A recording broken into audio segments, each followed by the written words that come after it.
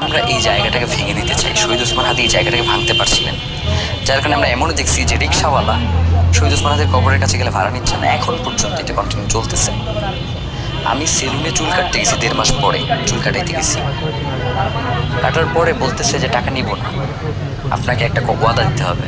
আমি বলি বলেন, বলে শহীদ ওসমান হাদির হত্যার বিচারটা করতে হবে। রিক্সাওয়ালা ভাড়া নিচ্ছে না।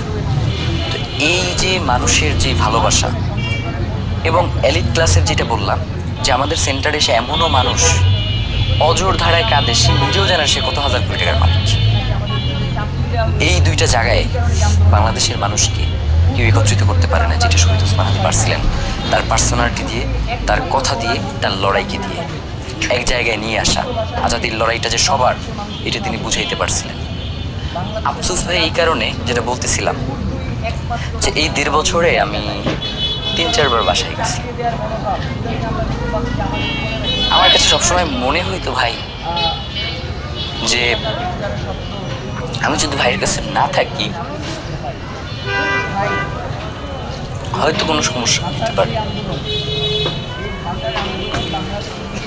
আমার এনটিআরসিতে ইংরেজি শিক্ষক হিসেবে জব হয়েছে, আমি চলে যাব এলাকায়,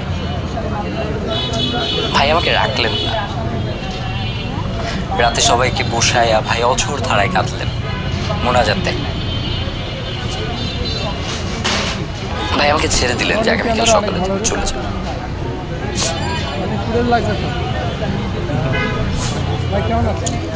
ফজরের সময় নামাজ পড়তে গেছি, ভাই আমার হাতটা ধরে বলতেছে,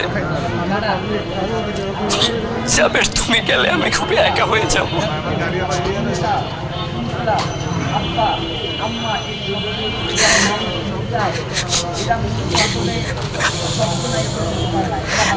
আমি আর গেলাম না, আমি থাইকে গেলাম। আমার কেরিয়ার সামনে করা যাবে, সমস্যা নেই, কিন্তু ভাই তো আমাকে একা রেখে চলে গেল।